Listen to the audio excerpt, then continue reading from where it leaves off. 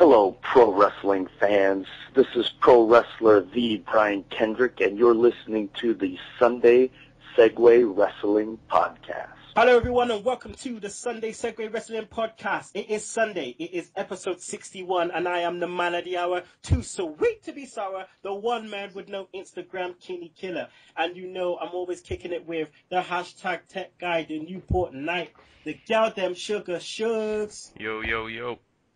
Now today, people, we have the master of the top rope elbow, Mr. Steve Dawson. Yep, here I am. We were meant to have Vicky Oz on the show today, but alas, her daddy, he's into politics, so they're busy. So we have a replacement, no other than the vicious ranter himself, Mr. Tim Vicious. Hey guys, thanks for having me back on. And last but definitely not least, I'd like to introduce you guys to the host of Matt Turmoil Podcast, Mr. Brad Lafratte. Thanks for having me, guys. It's a pleasure. How you doing, Brad? How's your weekend been so far? It's been great. The weather's beautiful here in Des Moines, Iowa. Couldn't be better. I wish we had some of that. I mean, we've been lucky this week. We've had some sun, but now all of a sudden the heavens have opened and it is pissing down like crazy over here. So, geez. Tim, how you been, man? I haven't spoken to you for a while. I'm doing good. The weather here, it's your typical Erie, Pennsylvania weather. If you don't like it, wait 15 minutes and it'll be something else you can't stand even more. You got your brain game because I'm hearing a lot of beef going on between you and King Ollie. Oh yeah, he keeps on going on saying that he's the young brain, but you know what? He's going to wind up meeting the alpha brain. Oh, jeez, well, I'm popping them alpha brains like crazy, man. Getting myself sharp and ready. I can't wait for that beat the clock. That's going to be off the chain. Steve, you went to Raw this week. I can't wait for us to go into it. But how's your weekend been? Yeah, I had a brilliant week. Arsenal have a trophy, finally. I've sort of forgotten what one of those looked like. Sunday, I went to the trophy parade and also went to Progress Wrestling with Mr. Bingus, and fucking brilliant show that was. Yeah, Monday I went to Raw, and Wednesday night I went to see William Regal. He came out and he did a talk about his career and did a Q&A.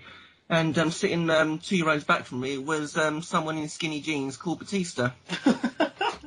What?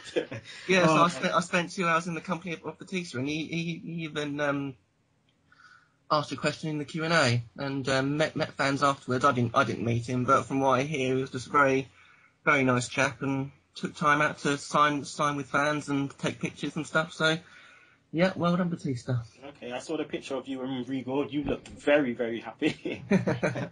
Such a funny bloke. That's one of the funniest things I've ever seen. Some of the stories he was telling. He was telling about how he used to wind up to Gia and he ended up putting 20 cans of spam in his bag. Spam, that's not the one to have in your bag, man. Not no, at all. Definitely not. Shugs. Champions League final last night. What kind of madness was going on? Well, I was watching it while you were at the cinema watching X-Men. Like, how can you be watching X-Men when the Champions League final is on? Like I said, +1, record it, catch up, and then bam, straight back onto the normal setup. Lauren was sending for you.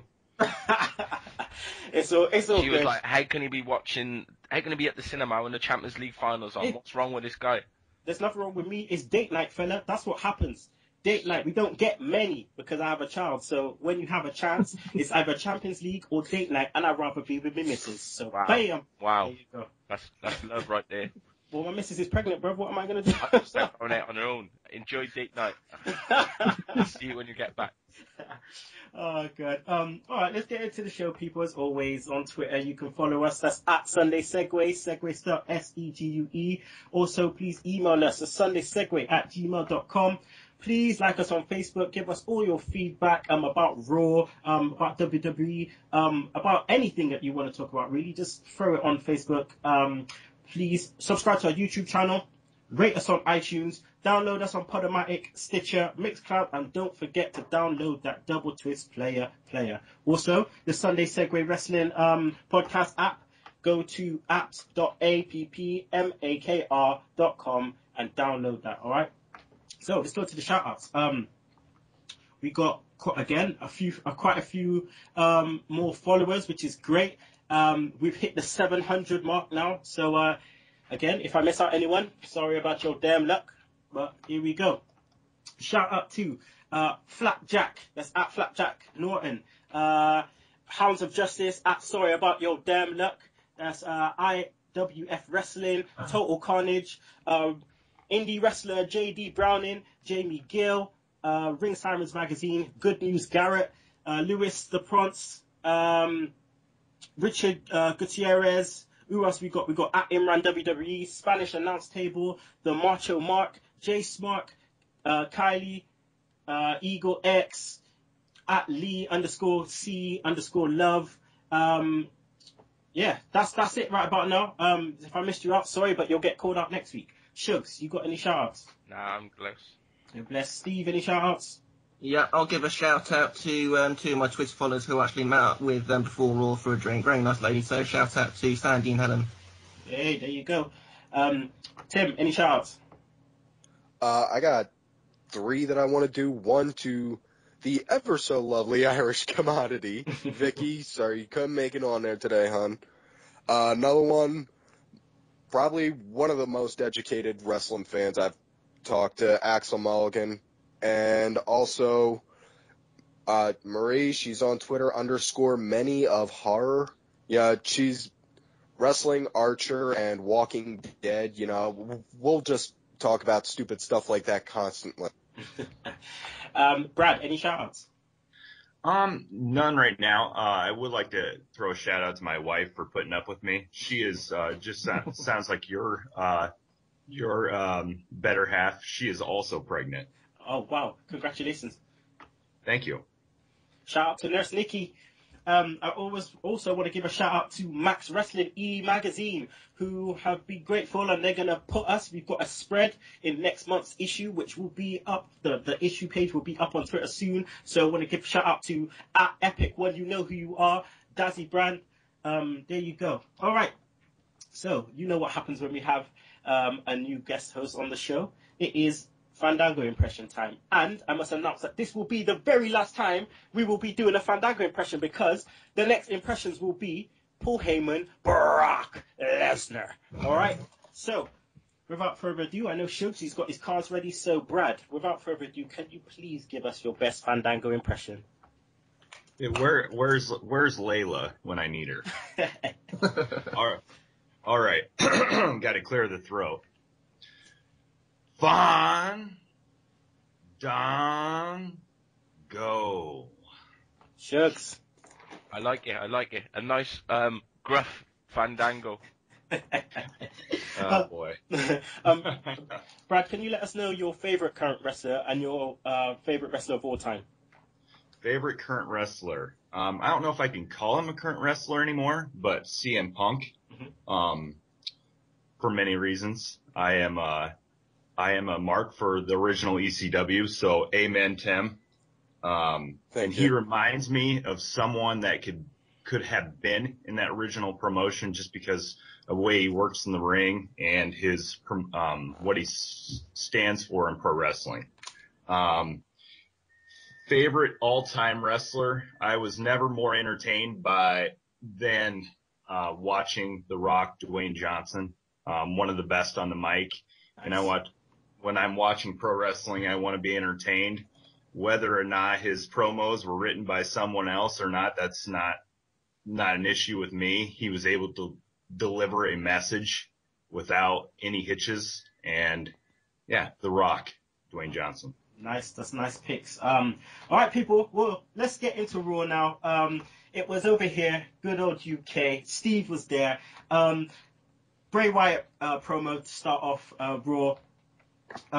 So you were live, Steve. Just tell us what the feeling was in the crowd towards his promo.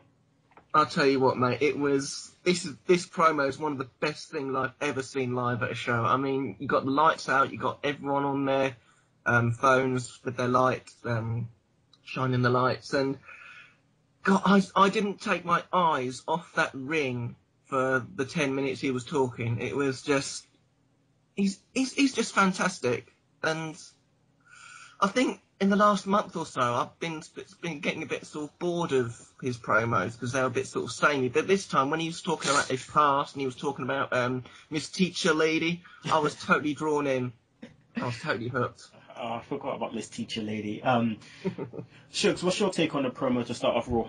Yeah, just like we were saying, sometimes it feels like it's got a bit maybe repetitive, or that he's going off on some type of Ultimate Warrior trip where you don't know what the fuck he's talking about. But he seems to be like sort of reining it in now, and seems to be concentrating more on like the matches and like actually allowing us to follow him. Rather than him just like delivering a promo, us thinking that was great, but we don't really know what he was talking about. But now he's actually given us something that we can remember and something that we can think, yeah, that was fucking brilliant. Brad, I just wanted to reference a short piece that was written by one of our seg heads, Michael Cook, who wrote about the death of John Cena's, goody two shoes babyface in this time. What's your thoughts on whether this type of babyface has no place in the reality era? I don't think John Cena's being a babyface will ever die.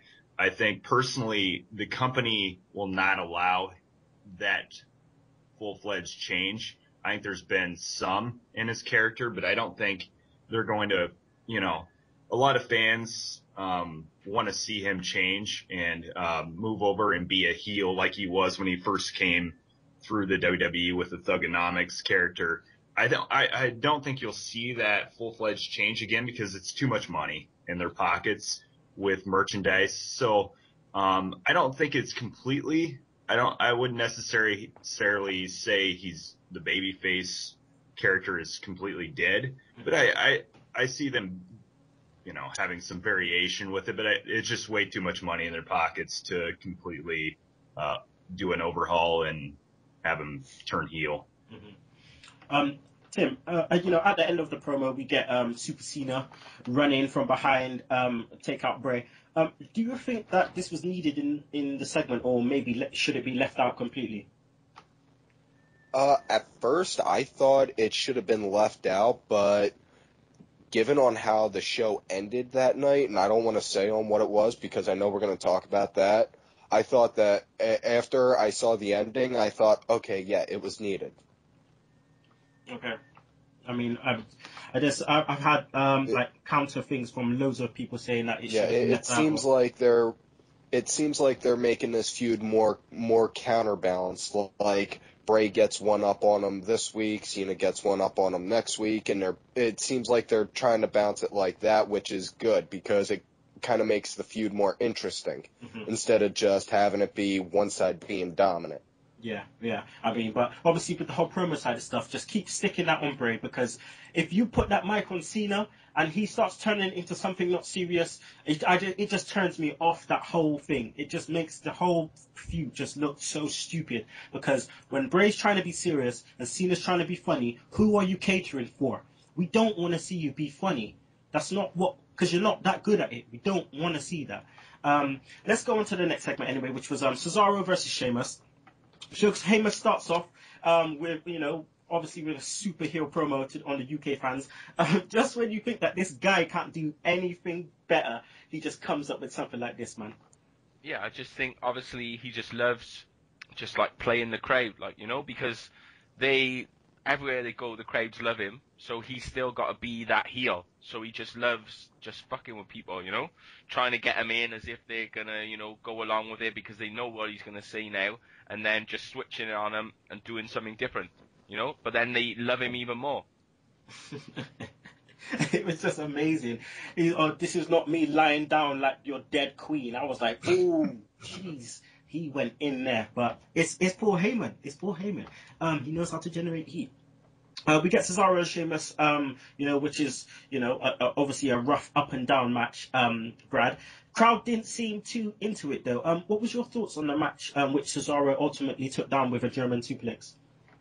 If I remember right, isn't this the match they started chanting for JBL and Lawler? That really pissed me off, that did, when I was there. Yeah, it really bothered me because I think both men can have a good program together. Both are solid in the ring. So I didn't quite understand that. But I am looking forward to them hopefully building something between these two before they make that final push for Cesaro. Yeah. I wouldn't see them. I don't see them taking the belt off Sheamus because I think it's a good place for Sheamus because eventually I do think Sheamus could fit in a Evolution role when Batista leaves. That's just my personal opinion. I'd like to see it because I love the heel Sheamus better than I do the face. Mm-hmm. I don't think you can go wrong either way, but Sheamus being brought up and having a good relationship behind the scenes with Triple H, I really look for Sheamus to make a heel turn soon. But hopefully we get to see a good program at it with him and Cesaro before that happens. Yeah, definitely time for. I mean, we've been saying for weeks it's time for a heel turn for Sheamus because most of us, we prefer him when he's a heel because he's just a beast and he should be fucking people up. It's just as simple as that. He should be, doing that. And yeah, I think his time as a face is over now. The goody two shoes Irish guy. It's time for a change. Time for a change.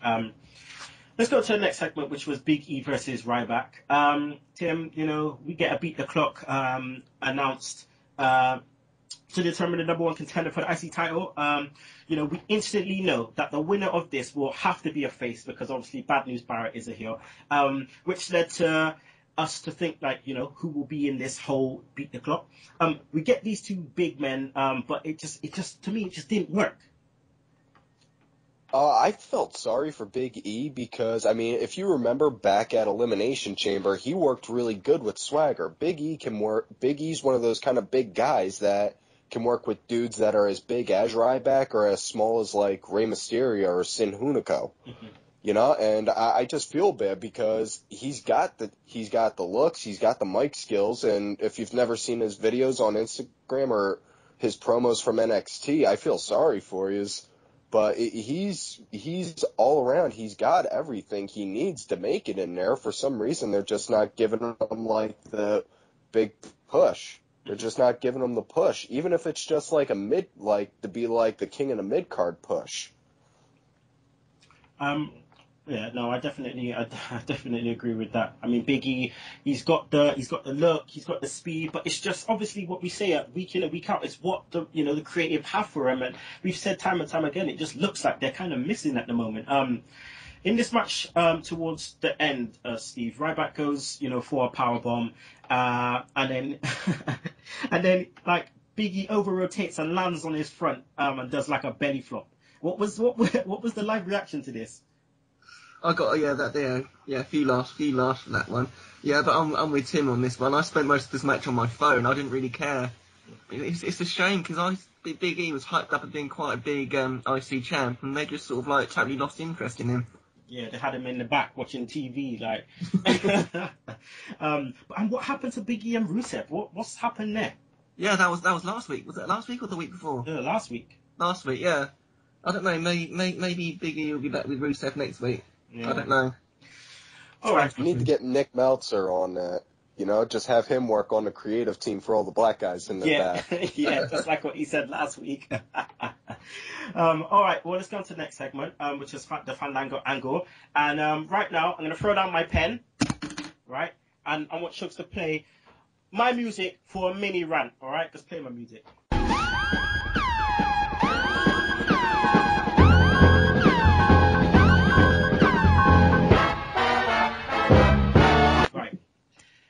Why the fuck have you got Funkadactyls with Pushback, right, R-Truth, walking down to the ring, saying some 4-year-old what's up shindig, alright, right, and then have him in the ring, have Fandango come out, thrusting his hips at the TV screen, Layla coming out, and then no match. What is the point?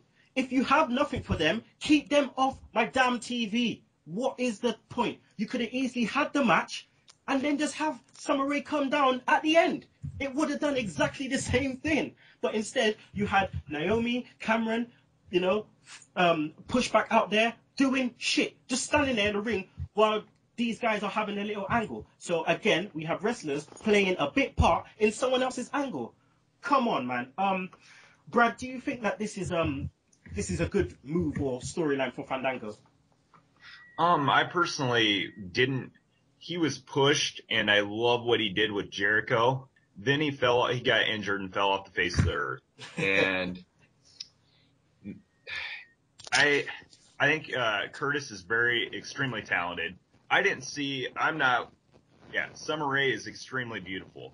But I guess, no pun intended, she's not my cup of tea. I really like the move that they made with Layla. I think she complements him very well, because I think she's a little bit, her in-ring skills are more developed, so I think they can do more with her. I'm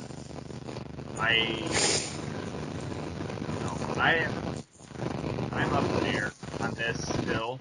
I'm just waiting to see how it plays out. But I do like the move with Layla. I wish they would move her to, and have her on the next season of Total Divas. I think they could really play into the storyline a lot more if they make that move. Yeah, those are my thoughts on. Yeah, Brad, that's some definitely interesting thoughts there. I like that. Shugs, why do you think that WWE decided to kind of focus more on the story rather than wrestling with this one? Well, it's just because what else are they gonna do? Like, do you know what I mean? Like, that's the way they're going. Like they said the bit with John Cena, they want to focus more on the storylines and the different things like that rather than anything else, like, you know, because they can like do their little translations and they can send it off all the way over the fucking world, and people are gonna be more interested in that. Summer Rae was in, is it the Marine 4? The Marine 10. With that bull bag. The Miz, just keep him, please. I'm loving him not being on TV. He's great. I just want to say real quick, as far as with the Miz goes, I don't know if any of you guys ever did, but I got my son that Scooby-Doo WrestleMania movie, and now my son now feels the need to call the Miz Mittens. Well, I hate to admit. So I'm just gonna. So he should just change his name to that now and just be the Mittens. I watched the first 20 minutes of that and turned it off. Oh. I thought right off bat it was Dixie Carter when they looked at the calendar and said R.I.P. WWE. I haven't even. Jeff Jarrett. Yeah, I haven't even watched it. I haven't even watched it yet. All right, let's go to the next segment, which is the Steph promo. So, you know, Brian's music hit Steve, and Steph swerved us. What was the crowd reaction like live when Steph come out and swerved everyone? Yeah, she got some great heat. I was cracking up when she came out, but yeah, it got really ugly. Got really ugly because they said that Brian was going to be there. They actually said a few days before the taping that he was going to be there, and I thought maybe that he'd just be on the screen and Cole would do an interview with him or something. But when the music hit, I was thinking, is he really going to come out? And Steph came out, and I was loving it. I was loving how much she just knows how to troll the internet fans.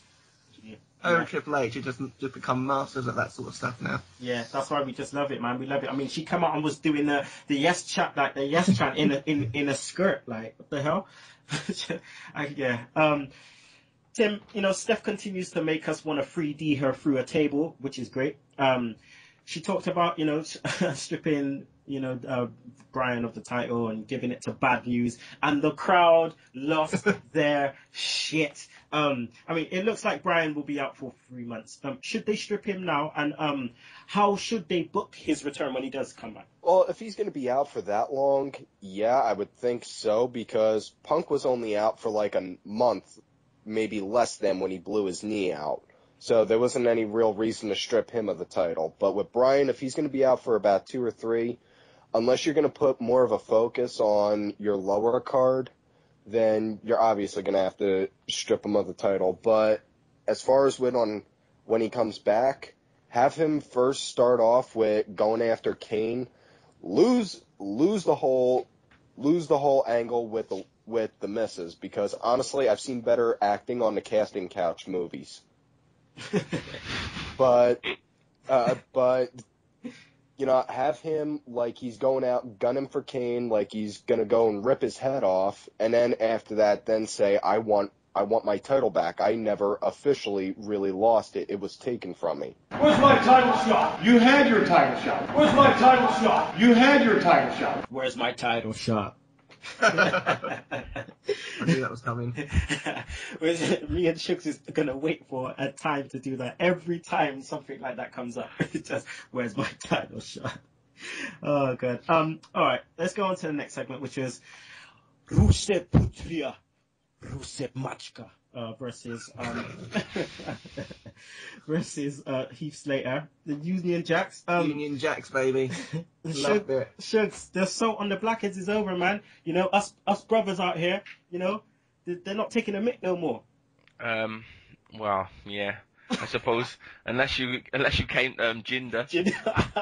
Who just kick his fucking turban straight off his head. If have the Jinder. Yeah, if that had happened, then we would have known like they were just moving on. Oh my god! Don't hinder Jinder. Imagine if he did just kick the turban off. That just would have been. Oh god! All hell would have break loose in Hackney. Jeez, riots again.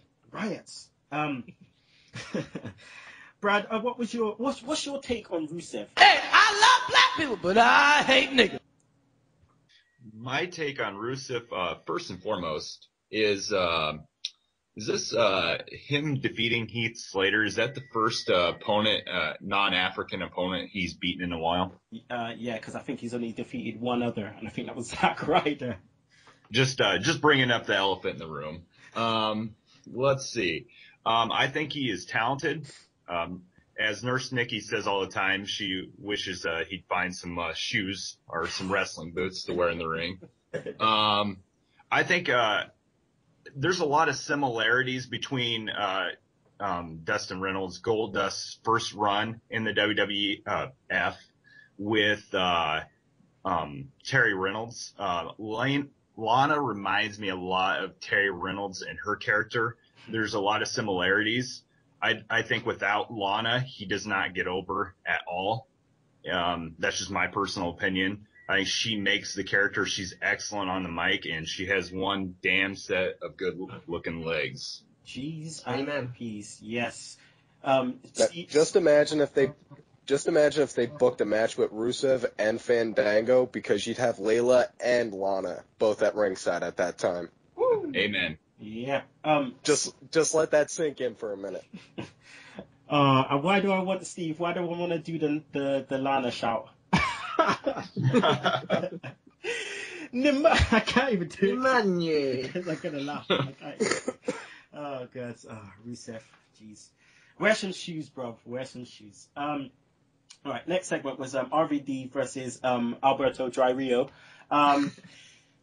Tim, these two face off in the Beat the Clock as well. Is it just me, yeah, or is RVD kind of failing to have chemistry with anyone since his return? I think he's hasn't been able to really have chemistry with anyone since his time since after he left the WWE ECW, because honestly, he's still stuck with the same character he had when he first debuted in Philadelphia. I mean, he hasn't changed or evolved at all. No. I mean, it's not 1998 anymore. You can actually wear something more than an airbrush singlet and, come out and do more than just point to yourself. Just imagine if he came out smoking weed. Just came out just smoking weed. He just don't give a damn. They made him wrestle on past his 90 days, and he says, okay, you know what happens past 90 days? It's weed time. So I'm just going to come out on TV and just bun a zoot, and it's just all over. That just so funny. Yeah. That, and I just want to say, I was also disappointed at the fact that the match ended in 4 minutes and 15 seconds. They couldn't stretch it out another 5 seconds. That way all the rest of us on Twitter couldn't wind up making those RVD 420 jokes. Oh, good. Steve, I know you tried to get an Alberto Del Rio chant going. How did it go? It didn't happen. I was just so bored with this match. My notes for this match are: who cares? RVD wins. I don't care. That's all I wrote down for this match, and that just sums it up. Sums up both people. Seeing where Del Rio is now, he must be gone at the end of his contract, Steve. He must be gone. Yeah. I don't know when his contract's up, but yeah, there's a lot of rumours going around. He's going to be gone, and in a way, I think it's a shame. 'Cause he's not actually a bad wrestler. It's just the character that just grates on everyone because he hasn't got one. Yeah, at least he hasn't got expat heat. Let's just say that. Yeah. At least he hasn't got expat heat. All right, let's go on to our segue view. Okay, now this segue view was put here for a sole purpose of a medium, and if we're talking Attitude Era podcast, we're talking Nando sauce, we're talking medium lemon and lime kind of sauce right here, Rant. All right, so this was put here for John Cena. All right, the backstage segment with Cena and Usos. This is the heart of a champion.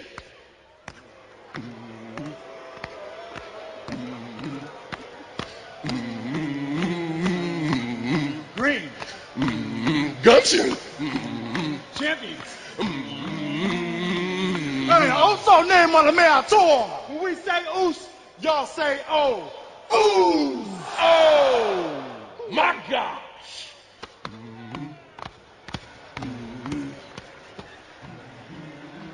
Play my music again. God.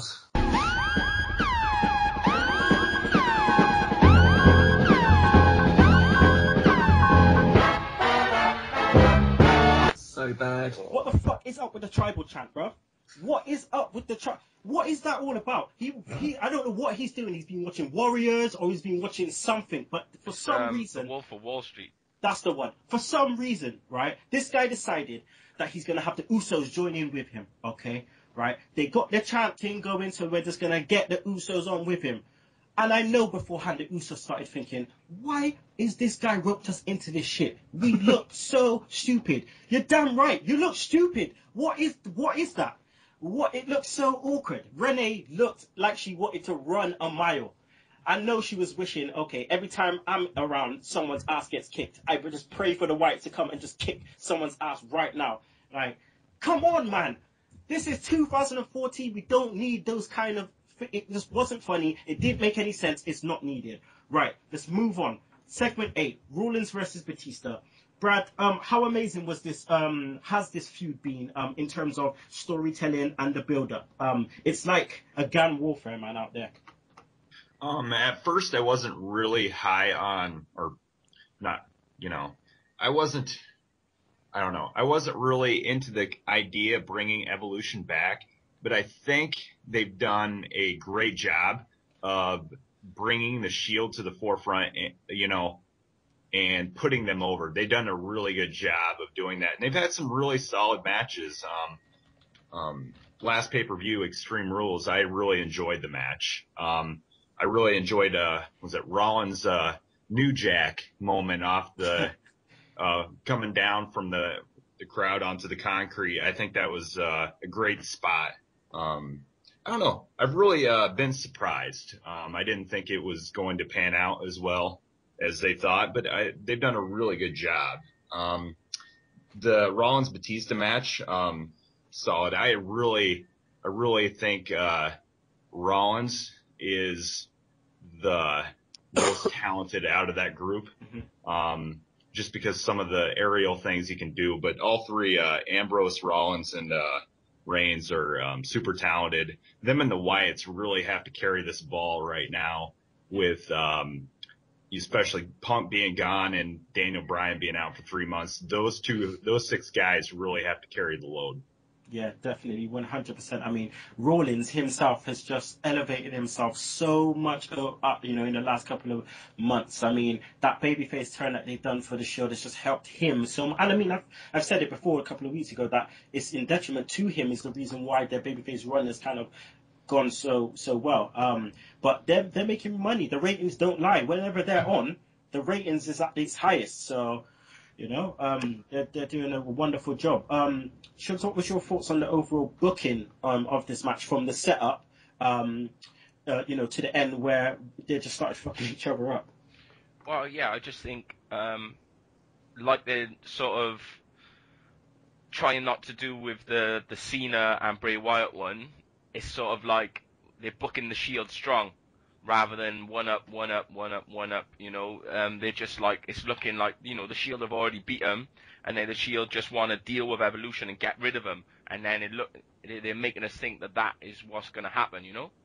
Mm-hmm. That they're just going to run them out the town. They're like, these new young guys, they're younger, they're better, and then these old fucking tight jean wearing motherfuckers are just going to be gone, you know?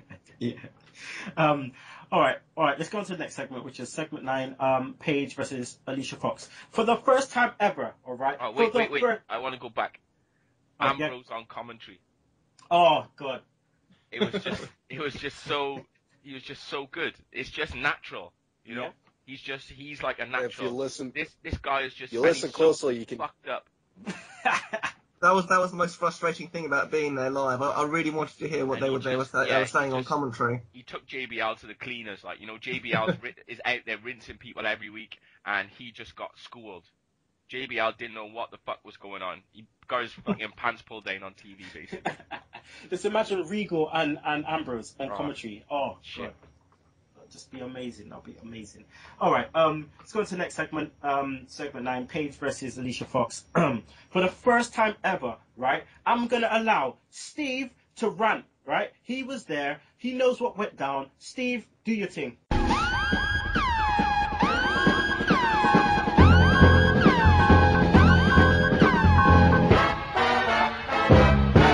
Oh man, I just halfway through the match when Alicia kicked out the Paige turner, I just knew where they were going with it, and so I was prepared. But there wasn't even a finish. It just happened out of nothing. I think didn't Paige get thrown into the turnbuckles or something? Yeah. And then there was like a pause of about 10 seconds where nothing happened. Then Alicia pulls her down and pins her. I mean, like, what the F was that?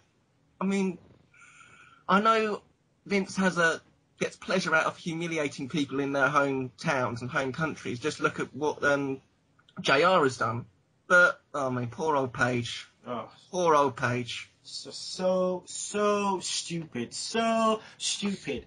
Oh my God. Like, obviously we know that they're not doing much with the Divas division. They're trying because they're wrestling a bit more. No, every Divas match seems to be wrestling rough now. Everyone's just kicking each other in the faces and stuff. But it's just like, what are you doing to her? She is the most talented diva you have, women's wrestler you have right now, and you're making her look like a pum. What is going on?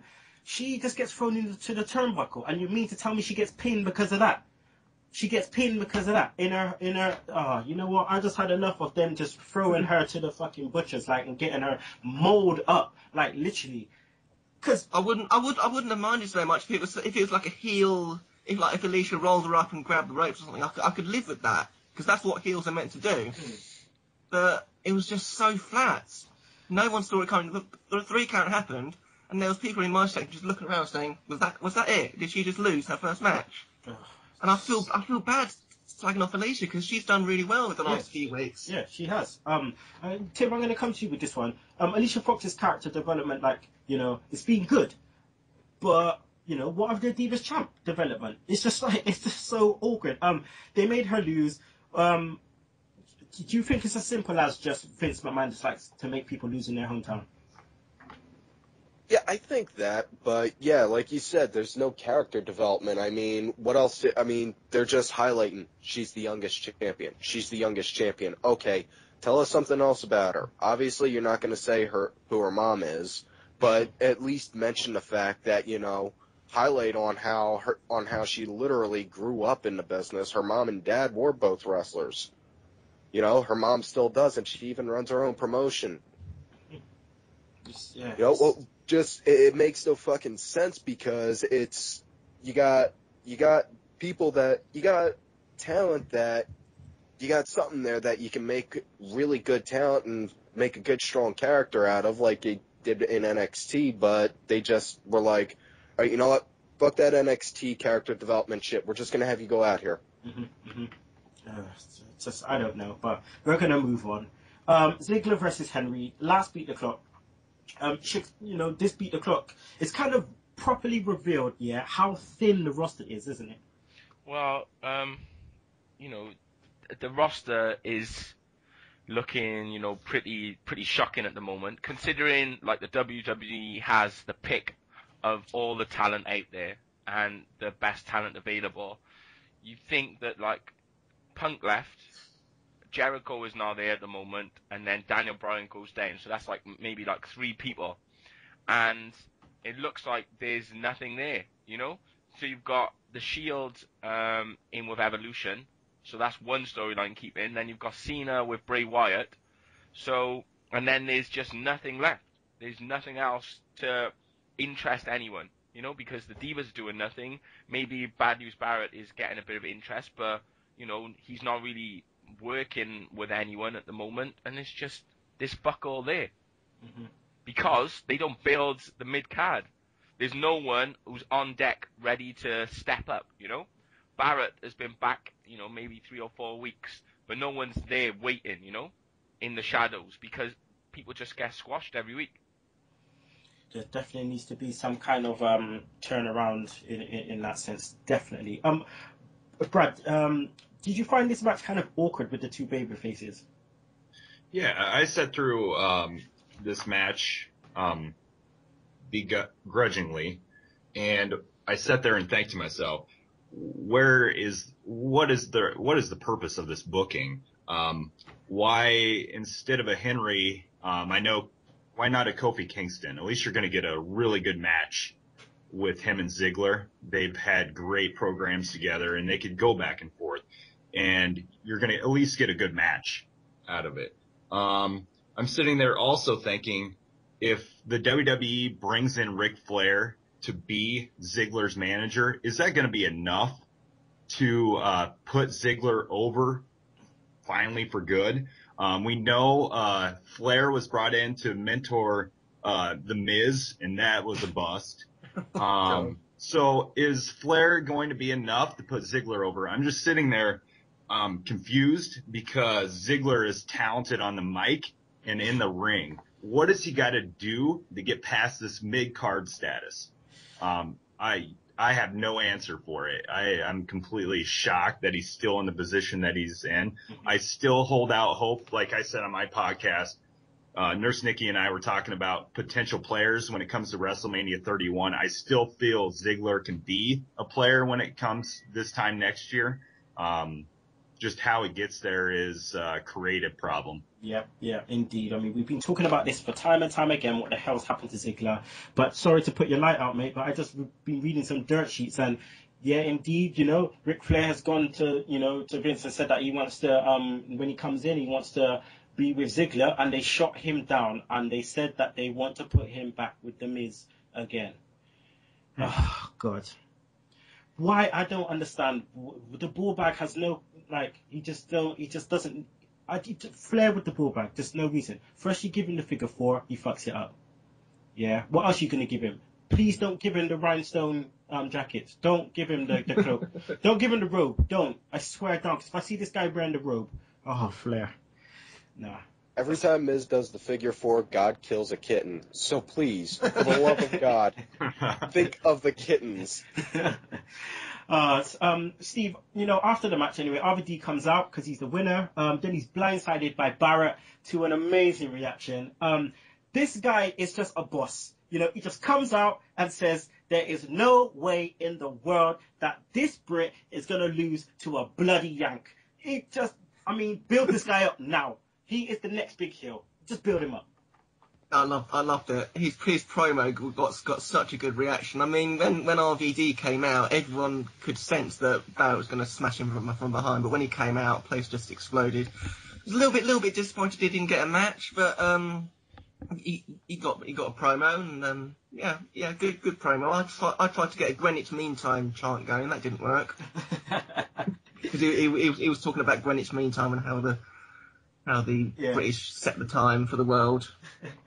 But he's doing really well. Yeah, keep it going. Bad news.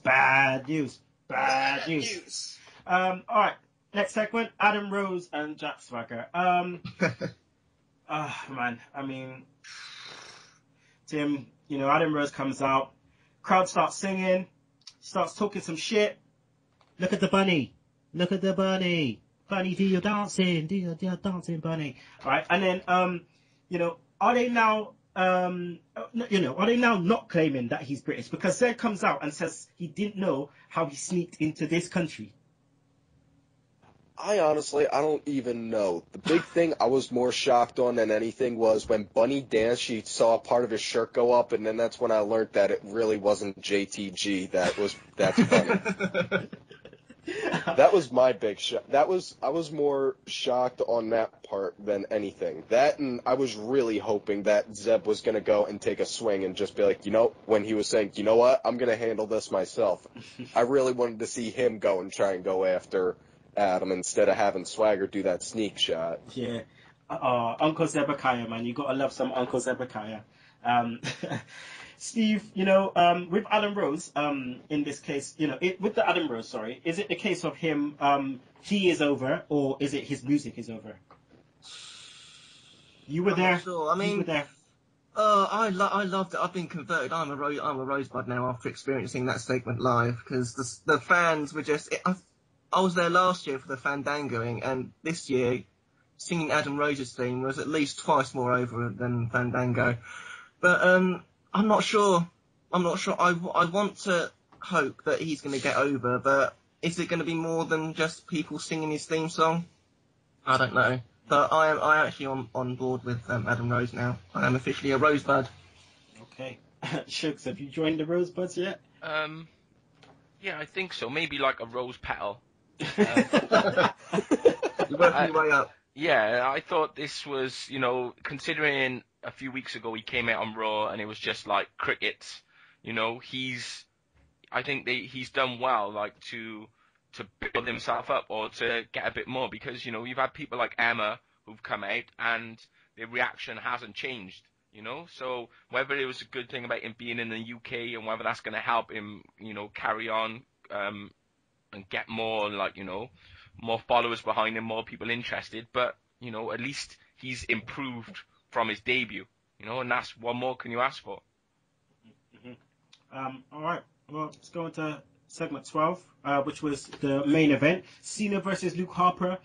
Shugs, man, Harper is just he's just so underrated. This guy, right, is playing second fiddle to Bray, right, and still goes out there and adds moves to his moveset just to shock people every week. This guy did a Hurricanrana, right, and obviously he brings that rough kind of Bruiser Brody style to the ring. I mean, was you impressed with him again against Cena? Yeah, I just think that he's been working on his character, I think he's had more of an opportunity than Eric Rowan to work on his character because he doesn't really get pushed or he doesn't really talk or anything. So at least Rowan Harper has had the chance to work on it, Mm-hmm. He's had the chance to be more involved. And he, like with the Daniel Bryan and Kane, he was always the one who was in there wrestling, They've pushed one of them forward, so he's done more. And like with the Shield, at the beginning, it was always Rollins. It's always Rollins involved in the finish. It was always him getting beat. But at the same time, he's the one who's working. He's the one who's getting better night after night. So he's had the chance to come up. And if you look at the two groups, those two are the best wrestlers, or they're the ones who make the biggest improvement since they came onto TV. Harper and Rollins, because they've had the most in-ring time. True, 100%. Brad, we get a good match, and a better ending with Cena just taking all kinds of punishment. Interesting visual at the end. But did you think that what happened at the end is gonna interest you enough for the pay-per-view? I don't think it's necessarily the storyline that's really captivated me. I think both. Well, we know the Wyatt, Roland and Harper and Wyatt are all extremely talented. I give John Cena.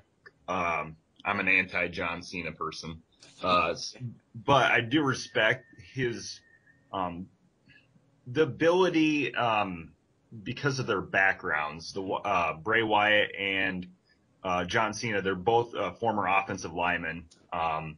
They both, I think, what's really drawn me into this feud is their ability to have physical matches They've been pretty solid matches, and that's what's really drawn me in. It's not all the whole theater that goes along with this rivalry. Really haven't really got into it as much as others. It's just the physicality of the matches and just their background as offensive linemen, I think, is a really good mesh. I think in terms of wrestling, is what's really interested me. So all the other stuff that goes along with it, I just really haven't really gotten into it. I think they're both really good on the mic, Bray being better. Mm-hmm. I think listening to JR's podcast, not his last one, but the one before, he talked about Bray Wyatt. Yeah. And when he was Husky Harris in NXT, he was actually working on this Wyatt character at the time. So this is his baby. This is something he's been able to work on from day one. Even when he was Husky Harris, this was something he was working on. You can tell he's put the time and effort into the promos, and they've been excellent in terms of just pure talent. Yeah, 100%. I mean, this guy is. I remember when he first came in FCW, and I'm saying to Shugs, this guy, you need to look out for this guy. And then he came on, and then that was it. We've just been, believers ever since. But yeah, I mean, I just like seeing Cena getting messed up. I just like it because I'm anti-Cena too. Not John Cena the person, because I 100% respect to the person, but in terms of the character, I just like seeing him getting effed up. But it's like we were saying, Kinny. It's like with Cena's fucking bipolar. We get fucking great Cena, where you thinking, like he's turned a corner and that was good. And then even on the same fucking show, 30 minutes later, he comes back being this fucking little joker, telling his fucking, his college humor jokes. Or it's just fucking bullshit, man. I don't know. The best John Cena I've seen was his rebuttal rap with The Rock. That was the last time I seen the best John Cena on the mic. When he gave it to The Rock in his rap, he dressed up in his jersey and had his chain around, and he let it go. There was a lot of personal feelings involved in that promo, and that's the last time I want to see him. I want him to see him be face, but come out and just let Wyatt have it. Shoot straight. Because just as CM Punk was pissed off and he left. Do you think Cena's not fucking pissed off with like people like Batista coming back and people like The Rock coming back? I think he's just as pissed off because that guy works hard every single week. Oh yeah. So why can't we see him? He went in, he dealt with The Rock both times. When we were looking back on that, and we were talking about The Rock's been bringing just some week. It's not the same, and he had his fucking crib notes written on his arm. It's because Cena was dealing with him every week. But why can't we have that Cena? Why do we have to have this little fucking pussy on the show every week? I know. I mean, look at his interactions with Daniel Bryan with that feud. When Daniel Bryan was telling him, I should slap you in the face, but you don't deserve it. And then Cena was just coming back with his, it was like it was real. He was just coming with the realness. And I like John Cena when he's real, about how hard he works, about the time he spends in the ring, getting people over. He does, a tribute to that, but it's just when he does these fucking goody two-shoes, obviously there's kids out there and rah, you're a role model, but majority of people that watch the show are adults, bruv. You know what I'm saying? We don't want to see all of that kiddie shit. They got Slam City for that, and they did have... He's a mechanic. Just say that for when he's a mechanic. Yeah. Oh, God. They started showing that on Sky Sports now, and they're showing it at 11:30 at night. Don't know why. But okay. Oh, man, you watch some shit. I was just scrolling through. All right. All right. Well, that's the end of Raw, people. That is the end of Raw. So let's get a Raw rating then. Shugs? 6. Standard 6. Nothing good happened, but nothing terrible happened. Steve? If I hadn't have been there and I was just watching on TV, I would have given it a 7. But I think the live factor added on the mark, so I'm gonna go 8. Okay. Tim?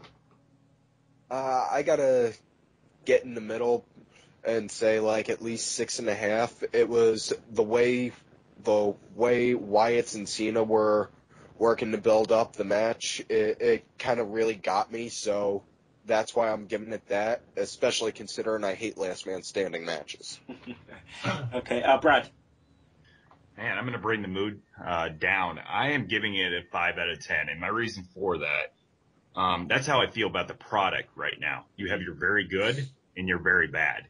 And I think it's just creative one step forward, one step back. And that's how I felt over the last while about the product. Okay, fair enough. All right, then, people, we're going to go to the... Oh, actually, we've just had some breaking news from Nick Meltzer McGee from Smart Talk Report. So Alicia Fox's Negro status has been upgraded to Crazy Hood Rat. Crazy Hood Rat. More as this story develops. So people. So I got a shot now with her. Yeah. So we're gonna go to a break. And people, we have a very special interview with the Brian Kendrick coming up. Don't miss that. As well as our normal stuff. Don't forget the Smackdown in 60 seconds, Sugs Stunners. So please, and in the words of, make sure you come back. Just don't want to walk in the rain? Then V-Cabs have all your taxi needs. That's V-Cabs. Why is my man? What's my man doing? Why are you parking over my drive? You look like I called for a taxi, you punk. Look at my cars on the drive. Who is this? Hey! Let her know. It's my fucking drive, man. Fucking. Who's V Cars? Hello, everyone, and welcome back to the Sunday Segue Wrestling Podcast. And it's your boy, Kinny Killa.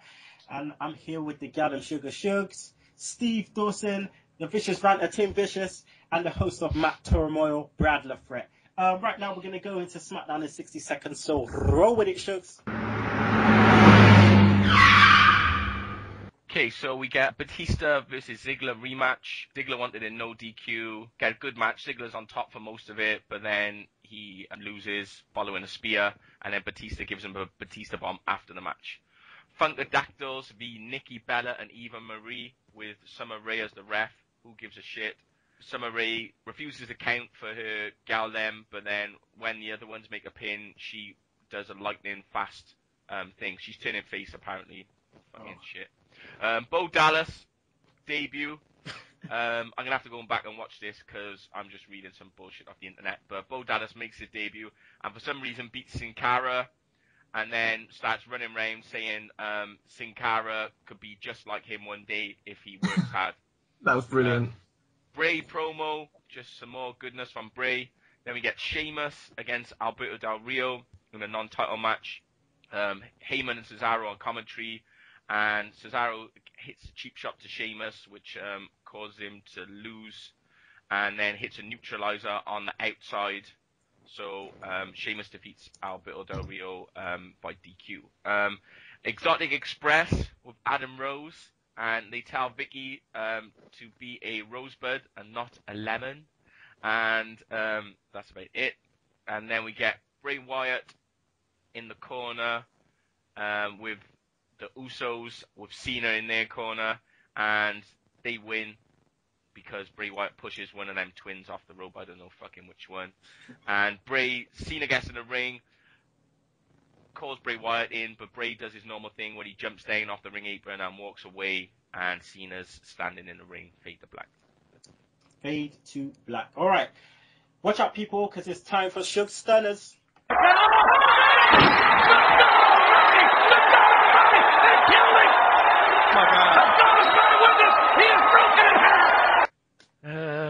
Jobber of the week. I suppose we could give it to any of the people who lost in the Beat the Clock challenge because they were there just to get jobbed out, you know. So I'm going to give it to Mark Henry. All right. Move of the week. I suppose Steve was there, so I'm going to give Steve the guest opportunity to do Move of the Week because he was there to see it live. And Thank you very much. It's an honour. He's got to do a rant, and he's getting to name his Move of the Week. Oh, who shall I go for? I'll probably go for Harper Conrana. Harper Conrana. Harper Okay, Conrana. let's go. And the rest of the week, it's just, I'm going to give it to, even though he didn't wrestle, it's going to be Bad News Barrett. Because he was the most over person on Raw. and he didn't even have to wrestle. He even got a little video promo of him just saying bad news, bad news, bad news, bad news by Stephanie. So armor, get armor. yeah, so bad news. He doesn't even have to wrestle, and he's the best thing on the show. And he actually came out during the post-show angle as well and did another promo and gave Triple H a bull hammer, which was quite fun. Oh, sick.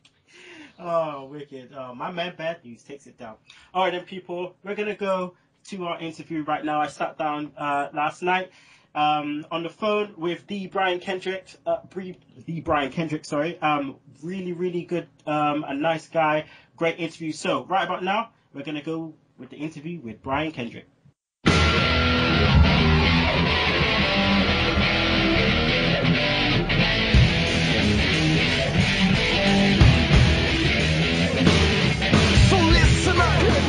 Hello everyone and welcome to the Sunday Segue Wrestling Podcast. It is your boy Kinny Killa and I'm happy to have on the line right now former WWE, TNA and international superstar, the Brian Kendrick. How you doing, Brian?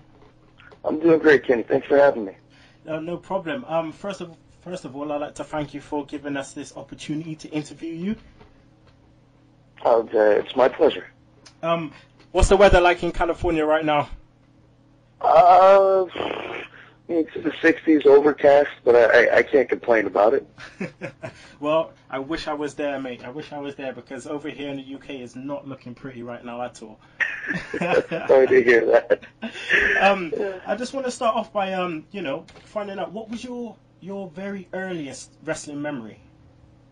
Oh, that's easy. Besides watching the old WWF cartoon as a child, the first memory I have, and it was the moment I decided I wanted to be a wrestler, was going over to play board games with a friend, or a few friends over at their house, and they just rented WrestleMania 6 on VHS, and Hulk Hogan and Ultimate Warrior were about to compete in the main event, and so we had to wait to play the board game for them to watch it, and that was my introduction to it. And the second I saw the Ultimate Warrior, I thought, Jesus, that's what I want to become, and that was it. WrestleMania 6, the two worlds collide. That's the one. So, like you just said, that's the one that made you decide to get into wrestling from a very early age. So, right at the beginning of your career, when you decided to get into wrestling, you moved to Texas. Am I right? Yeah, that's correct. Yeah, and you ended up training with Shawn Michaels at the Shawn Michaels Wrestling Academy. And how did that come about? Well, I've been searching out wrestling schools for a while, and I actually went to one before that up in Dallas, Texas. And, while I enjoyed it, I didn't feel like it was going to help me reach the goals I had in mind. And so I was determined to go find Jose Lothario, based off of the videos of Shawn training as preparing for his Iron Man match, I believe it was. And in my search, Shawn Michaels opened up a wrestling school himself. So I called the 900 number that they had at the time and got my application and moved back down there. And it was off and running. Wow. That's must be amazing. I mean, Shawn Michaels is my favorite wrestler of all time. And I mean, to be able to be trained by him, that must have been a unique circumstance. So you were in the same class as Daniel Bryan and Bryan Danielson, Paul London and Lance Cade. What was it like training and wrestling with them day in and day out? So I want to spell a misconception. Paul London never trained under Shawn Michaels or at the Shawn Michaels Wrestling Academy. Wow. It's a common mistake. I don't know how that still remains, but you're not the only one. I think the vast majority of people believe that Paul London trained there, but he didn't. He trained with Ivan Putski up in Austin, Texas. But I was in there with Lance Cade and Bryan Danielson, or American Dragon, or Daniel Bryan now, and it was great to have other highly motivated people. Shawn saw something in Lance Cade, and who wouldn't? He was 18 at the time and 6'5" and 260 pounds and just had the build of a wrestler. And Bryan Danielson, was 18 at the time as well, was highly driven. I was 20 at the time. I'd already done the previous wrestling school, as I mentioned. But I had Bryan Danielson, who introduced me to the Japanese wrestling style of all I'd seen previous was the New Japan tournaments off of RF video tape tradings. Mm-hmm. He introduced me to All Japan, and so it was to have the two of them, particularly Bryan Danielson, who was working so hard. So I had him to not necessarily compete with, but somebody who I had to strive to keep up with. And I think that had a lot to do with the success I had, was having that other highly motivated wrestler to help push me. Yeah, because it seemed you guys faced off quite a lot, while you were in the academy, which no doubt definitely would have helped you progress that much more. What year did you ended up leaving? Shawn Michaels, that is? Yeah. I believe it was mid-2000. They'd shipped us off to Memphis. The three of us, Lance Cade, Bryan Danielson, and another wrestler named Chris Schultz, who wrestled under Shooter Schultz. The four of us got signed to developmental deals in February of 2000. So by early summer, we were shipped off to Memphis. Ah, okay. So at that time, Memphis was one of WWE's developmental territories. Correct. Yeah. Okay. You know what? I've always wanted to know this. Okay, and I'm sure this is not the first time you've been asked this question. But how did you get the name Spanky? I mean, was it a rib or was it a childhood thing? It was a rib that I thought it'd be funny. I thought at the time, there was a lot of name chanting going on in wrestling. Where it was Rocky or whatever it might be. So I thought Spanky was an easy name to chant. And I thought it was a funny and sly masturbation reference I could sneak in, and it just stuck. Wow, Spanky! Oh man, that's quality. Obviously, with the nature of how your name was, it came about and stuff like that, you must have some funny road stories with, and you're starting out, especially when you got shipped down to Memphis. Yeah, I mean, I suppose the one with Lance Cade comes to mind. It was he, Jason Sensation, and I were at an Arby's fast food restaurant, and a few other wrestlers who were under contract started ramming our car from behind as we were getting our food through the window, and so we asked them to give us as many ketchup packets as we could, and Lance drove back around, and Jason got out and absolutely covered their car with ketchup. And so the next day of training, I was laying on my back, and those wrestlers came in and just started flipping out. One of them grabbed Jason's Sensation and threw him through a wall. This was the Haas brothers' first day there, so they didn't know whether to jump in or sit out. Oh, wow. And so Charlie told his brother Russ just to sit down and let it develop. As soon as Jason got through a wall, I hopped up to my feet. One of the other wrestlers started getting in my face. The boss started walking in, and they wanted to pretend like nothing happened, and I kept egging it on so that they saw what the fuck was happening. And so I guess within 2 hours, I was called by the WWE and asked to go to anger management because of all of this. Yeah. Oh, good. So shortly after, you trained and stuff, and you surfed across the Indies and stuff before you went to WWE, and you went to 01. Am I correct? Yes. Yeah. So 01, for people that don't know, is it's based up in Japan. Was that a massive culture shock for you? I suppose, and it was a goal of mine to go out to Japan, and it really, now when I go out there, it seems more different. I can appreciate it, how very different it is. But for me at the time, everything was also different. I didn't know where I was from moving from Washington State to Texas to Memphis, out to California, to Cincinnati, to Japan. So I was never one place long enough to really understand how things work. So it just seemed like another crazy place for me to be, but no crazier than the rest. Now when I go back, I can really appreciate the Japanese even more than I did at the time, for just their, I guess, their sense of morality. Nobody steals because you just don't do that.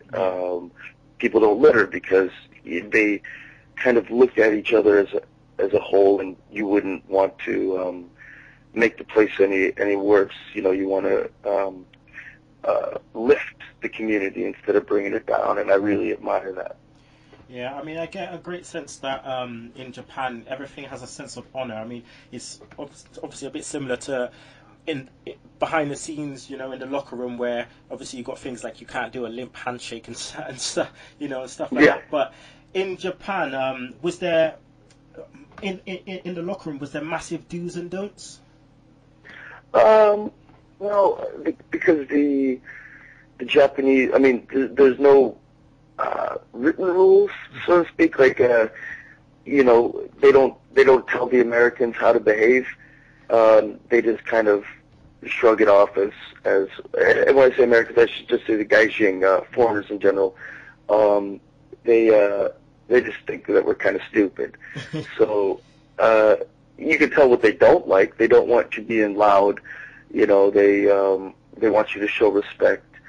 They don't hold us up to the same standards as they hold the other Japanese. So for them, you know, if you're Japanese, you know, if whatever a higher up tells you, you're in the wrong, they're in the right, and you do as you're as you're told, regardless of circumstances. Now, if you're a foreigner coming in, again, like I said, they just don't hold you that same high of a standard. But at the same token, they'll never look at you as that same level of person either. Okay. Who approached you for your first run with WWE, and how did that kind of come about? After I've been fired from developmental and getting rehired, but to a TV contract, it was Jim Ross who wound up reaching out to me, asking if I was able to make a couple of West Coast shows, and I did. And on my second day there, but my first match, before I even had my match, they asked if I would be willing to move out away from Washington State, and I told them I'll move wherever. I said, how about Tampa, which I knew that's where a great deal of wrestlers lived at the time. So they said, deal. And so I was essentially offered a contract before I even had my dark match. And my dark match went well enough that they didn't take the contract back. And it was Jim Ross at the time. I guess I could say I was one of the last people to get hired by him. Oh, wow. So when you, I mean, you were there for about, was it 2 years, am I right by saying, before you went back to, you know, Indies and 0-1? Maybe a little less than that, even maybe just a year and a half or so, yeah. What happened? What did you ask for your release, or? Yeah, I did. I came in, I got to do some stuff I really liked, and then it fizzled out and started to go downhill, and it came to the point where for about 6 months, you know, I was only 23 years of age, and I was wrestling guys who I felt I wasn't learning from. You know, I could, of course, learn from the agents. I was learning, you know, I wasn't not learning anything, but I wasn't learning and progressing as fast as I wanted to. And at that young of an age, I felt that was a shame. So I approached Vince McMahon and told him exactly that I appreciated this opportunity. It's a dream come true, but at 23 years old, I'm not progressing fast enough. And so, man, please have my release and go back to Japan. And he said, you know, go talk to Johnny and Jim Ross about it. And I did. And I was lucky and grateful that they all respected my decision. Ultimately, you came back. And on your return, you know, you teamed with Paul London, won the WWE tag titles, and to this day, you're still the longest reigning WWE Tag Champs. How did it feel to, get the green light on such a title run and have a concrete program to run with? I guess these are things I appreciate later on. At the time, I was more frustrated because we had to fight so hard to get any sort of TV time, and when we would approach the writers with ideas, as we were suggested to do, we got a lot of smart-ass answers in response. I remember even Paul and I asking the writer, so, we're doing all this work, where are we going with this? And the guy shrugged his shoulders and said Taco Bell, and I just wanted to kill that motherfucker right on the spot. So they were going to bring up The Miz and another developmental wrestler. Well, this developmental wrestler wound up overdosing, not to the point of death, but having to be hospitalized. So they pulled those plans. So they plugged Paul and I in, and then, that was when Joey Mercury failed for drugs and had to go to rehab as well. I don't know if he had to go to rehab, but he had to get suspended. So we were already scheduled to have this pay-per-view match, and at the time, our agent apologized to M&M that they had to take the belts off of them, but this is what happens because of the drug policy. And so Paul and I were even insulted at the time. Instead of something that we should be excited about, they had the nerve to apologize to those guys that it's just company policy, and I'm sorry that you got caught failing a drug test, but we have to put these belts on these guys. And these guys were us, and us was sitting there hearing it. So we were, I guess, kind of right place, right time for about a year until we finally could find somebody that they hated less than us and didn't fail from drugs to take the belts off of us. See, that's a shame because to us, to us smart marks, where we only know really what's said on the dirt sheets and so on and so on. We don't really know what goes on behind closed doors, and then it takes us to get into this kind of work and doing podcasts and stuff and trying to get interviews with you guys to find out the truth behind certain stories.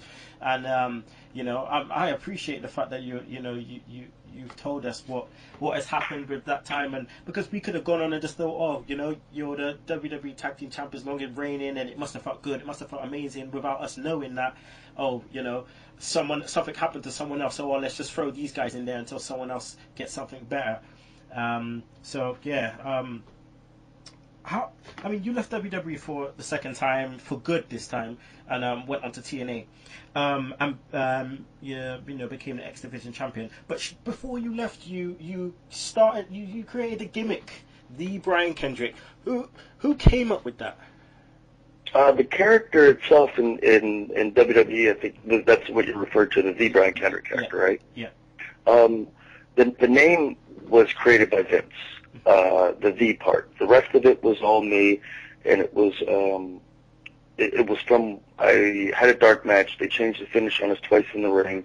They had a manager on the outside who blew the spot, and it was a boiling point for me to where I'd threatened to quit to 3 different agents and finally to Vince if I wasn't going to get a chance. I was tired of making guys who didn't know how to wrestle look like they know how to wrestle. My argument was, how can I make the great wrestlers look? And certainly if I'm working great wrestlers, I'll become even better. And so I was given the opportunity, and ultimately I pissed it away with attitude problems and drug use and things along those lines. But the reason I was able to get that character was just sticking up for myself and being prepared to quit. So you went to TNA, became X Division champion. What can you tell me is the differences between WWE and TNA in terms of management and locker room wise? Well, I guess the best way for me to put it is that it all comes down from the head of the snake, is how I often explain to people, and so people are terrified in WWE because Vince is in charge and he's intimidating and he's serious. It's serious business. He's he gets things done, and so he doesn't have time to screw around. And he'll be quick to chop a head off dire somebody. So people are constantly on edge, and because of that, that's how they're motivated. They get work done. He's generations in. He's groomed his daughter to take over the company. So they're a well-oiled machine, and they've got a track record to prove it. With TNA, it was its financial backer who's gone and hired experienced wrestlers to try to take over, but I don't think there's the same fear. I think the fear there is that people just want to hold on to their job, and so they don't want to rock the boat in TNA, whereas in WWE, they still don't want to lose their job, but they're constantly on edge. Whereas, I think TNA has more of a, if you just keep your mouth shut and keep doing whatever you're told, don't tell anybody that it's stupid, don't mention that the Emperor wears no clothes, then at least continue to block the paycheck. It's to me, TNA had moments of when the X Division was really thriving with Samoa Joe and Christopher Daniels and AJ Styles. When the women were doing so well, it was a genuinely different product. And then they brought in experienced wrestlers and former heads of company, but they were bringing in people that ran a program that was successful in the past. And so they tried to recreate that, which essentially is just what WWE is doing, but WWE is so good at it. And so I don't think you can try to compete with Coke by trying to make a product that tastes like Coke. You're not going to get anywhere. And so I think they're better off trying to differentiate themselves. Yeah, you couldn't have put it any better. Like you said, that it's almost kind of trying to be a carbon copy of WWE, which is something you can't do. So strive to be something alternative, because at the end of the day, there's not many promotions around anymore, and it's not like it was back in the day where you had different territories. Now it's WWE, TNA, obviously ROH is there and thereabouts, and now you got New Japan. It's definitely time to be alternative. After TNA, you returned back to Japan, wrestle for New Japan. Now there's reports that WWE have signed Prince Devitt and potentially Kenta as well. Do you think they can get over in the WWE? Oh yeah, I think anybody can get over if given the opportunity, and really there's times where there's times that people get over without the machine behind them, but if the machine is behind them, those guys are so talented. I think Prince Devitt, if given the opportunity, could go on to prove he's the best wrestler in the world. I think he's ultra talented, and you can tell just by how good his physique is, that's how serious he takes it. I could see him being likened to a Chris Benoit, but with a bit more charisma behind the eyes. And I think Devitt is the best. I really do. Yeah. All I'm thinking about right now is Devitt versus Daniel Bryan at WrestleMania. That would be crazy. That's what fantasy booking's all about. Yeah. So all right, let's that's your past. Let's talk about your future now. You've opened a wrestling school in is it in LA? Yeah, it's in Bell Gardens, but that's all part of Los Angeles. Yeah, it's in Los Angeles area. Yep. So just let everyone know about how that came about and how people can enroll and where you're looking to take it. Yeah, it came about because it was something I wanted to do before I even started wrestling. I knew that I wanted to eventually have a wrestling school. I'm lucky enough to still be able to wrestle and do a wrestling school, but this is what I do during the week, and it's helped me fall back in love with wrestling. Not necessarily to the way it was when I was a fan, in the sense of I would tune in to watch storylines. I don't watch the current products because I'm just not interested or captivated by storylines or anything along those lines, but it's helped me really appreciate the art of wrestling, how difficult it can be, the nuances of it all, and seeing how motivated these young guys are motivates me in return.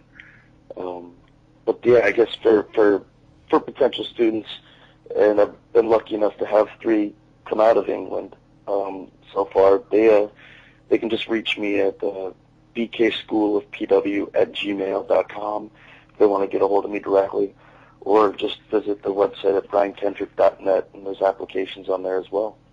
Amazing. I didn't know that you had 3 students from here. That's good to hear, because all the listeners out there, you know, if you're looking to get into wrestling and you're serious about it, you're serious about your craft, then there you go. There's 3 people from UK has already gone over there, so you know there's something for everyone. Well, Brian, I just want to thank you again for giving us the opportunity to interview you. I mean, all the best with the wrestling school, and yeah, just thank you very much. Well, thank you very much, Kenny, for having me. I appreciate it, and best of luck with you as well. Thanks.